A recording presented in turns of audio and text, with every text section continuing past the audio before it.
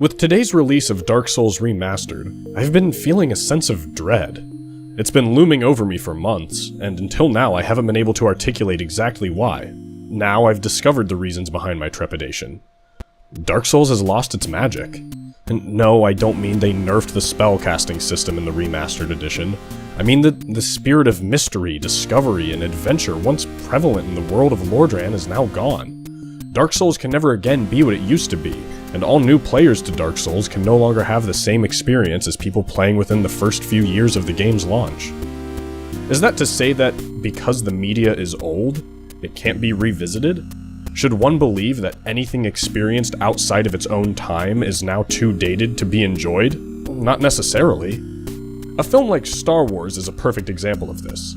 You can show the original film, preferably the despecialized edition, to a young person with no knowledge of the franchise, and they could experience the same magic that a child of the same age would have felt witnessing the adventures of Luke and company for the first time in 1977. But film is a passive medium. You don't engage with a film, you just consume it. Can the same be said for an interactive medium like games?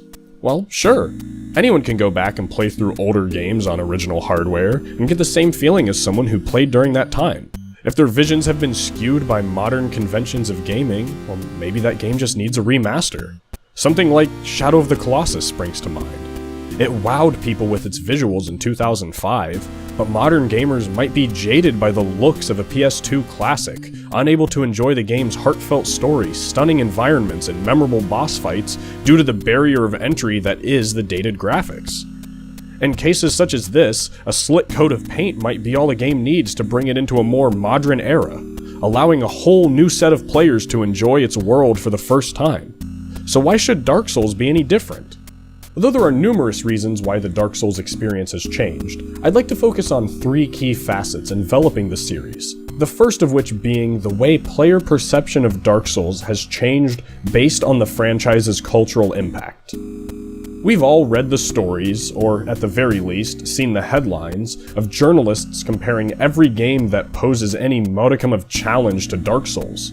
We've all met those guys who yell, "Get good, scrub," and insist that you're not a hardcore gamer unless you've beaten at least one Souls game. This mentality is a big hurdle for new players.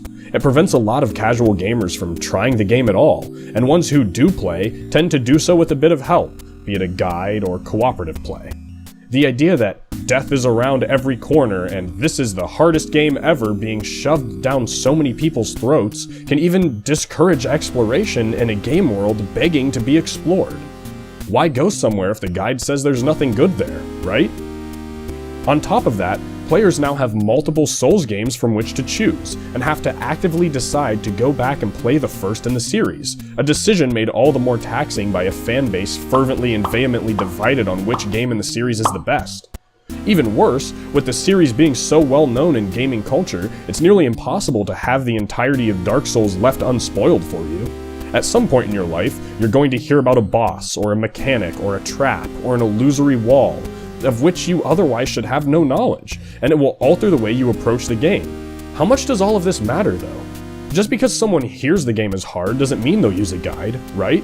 Maybe people will insist that they don't, that they play it clean and without co-op. They might want to explore. They might want to start with the first game, regardless of what they've heard. Besides, anyone who goes on social media after a new Marvel movie is released knows that incidental spoilers can happen within hours of a release, sometimes even beforehand. In fact, those spoilers become less relevant over time, and people's knowledge of them will fade. In all honesty though, none of that matters. The culture is out there, and it's unavoidable that it will alter how people approach these games. If a new player hears they should use a guide, and they don't, they've still made a decision based on public perception, almost using their raw experience as a badge of honor. "I didn't need co-op through the catacombs," they might say, "but I never needed a walkthrough."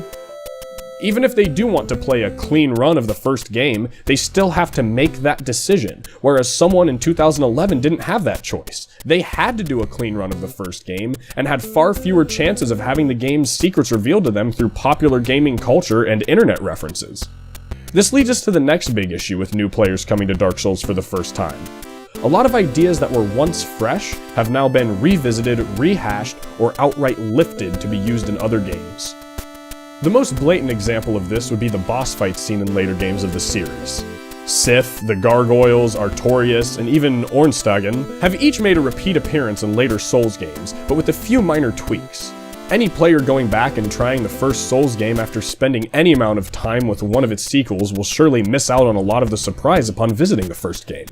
And yes, I concede that a few of the bosses in the first Dark Souls were lifted from Demon Souls, but that game was only available on one platform and was much more of a cult hit than its successor. Dark Souls changed the cultural landscape of gaming, and had Demon Souls been the only release, it would have been nothing more than a cliff note in gaming history, a lost hidden gem for the PS3.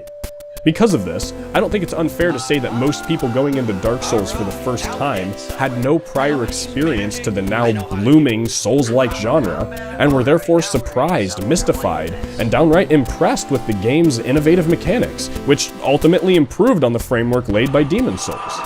Son of a bitch! And even if a new player has never touched a Souls game, the mechanics popularized by the franchise are now rampant in other games. I'm not just talking about the Souls clones, of which there is now an ever-growing list, but even outside of games like Lords of the Fallen, Nioh, The Surge, Sultan Sanctuary, Absolver, and so on, a lot of elements that help to define the Souls experience can be found in games outside the genre. The way death works in Shovel Knight mirrors the system found in Dark Souls. The death markers in Mario Maker reflect bloodstains. Watch Dogs has a mechanic similar to the way invasions work in Dark Souls.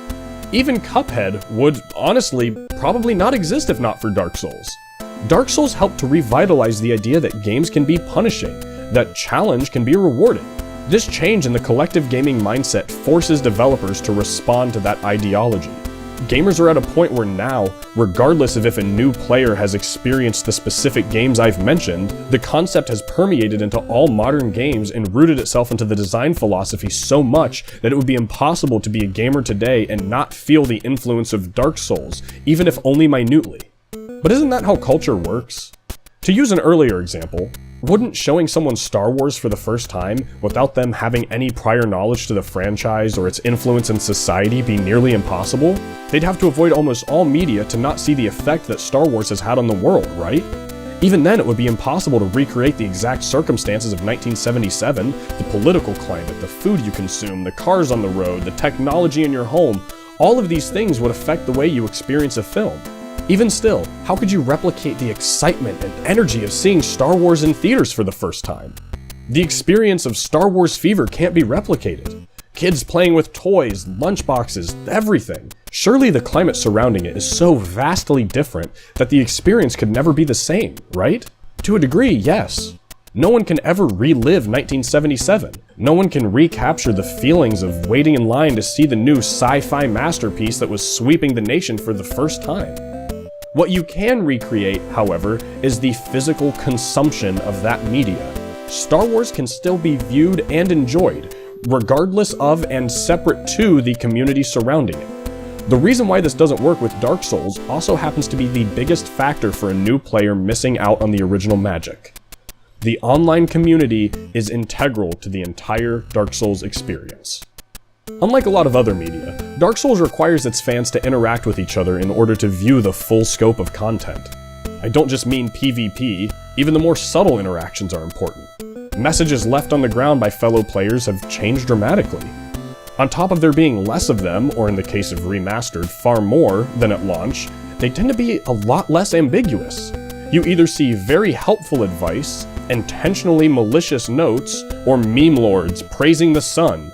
As for bloodstains, you tend to encounter far fewer in difficult areas, and instead can only spot the spots where players sport each other in PvP. Some would argue that these are good changes, that the messages being so didactic forces you to make decisions based on other players' influence, and that seeing too many bloodstains outside of a tough boss room or difficult area would provide too many hints for new players. I feel like this removes a lot of the mystery and tension from the original experience, though. Playing through the game no longer feels like engaging in a shared journey with other travelers, learning from their mistakes, or maybe even being tricked by them. You're not discovering together, you're either being intentionally guided or maliciously deceived. This is also why co-op no longer works. Veteran players can easily carry new players through the whole game. In PvP, since there is an established meta, it's tough to make a viable build outside of the established framework. It's also nearly impossible for new players to have a fair PvP experience in the early game, since seasoned players often invade early game areas with late game items. I suppose it could be argued that this knowledge will help balance the game. A person playing in co-op with a longtime player will probably be invaded by another veteran, so the odds are as even as if everyone was new, right?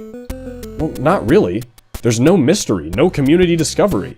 Gankers know where the invader spawns are, and invaders know which levers to pull to ruin everyone's day. Even little details like the bells of awakening ringing when other players ring them, getting an Estus boost when someone else kindles your last bonfire, player phantoms seen across worlds, vagrants, gravelording, it's all different now. Because the people playing now understand the game more deeply and intimately than people closer to release, the entire experience has changed.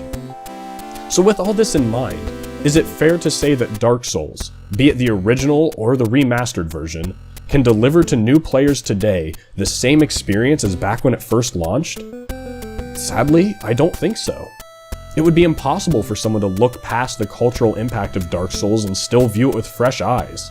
The mechanics, now prevalent in a plethora of other games, can't possibly still feel inventive.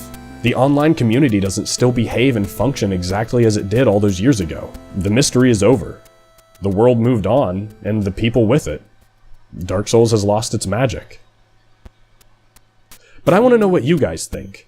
Do you think someone can play Dark Souls, or any game for that matter, for the first time, and still feel everything that players felt when it first launched? Is the community all that integral to the game? Has it maybe been improved over the years? I want to hear your thoughts in the comments below. I want to discuss this stuff with you guys. I'll see you next week. Aha! Alright, now we're getting somewhere.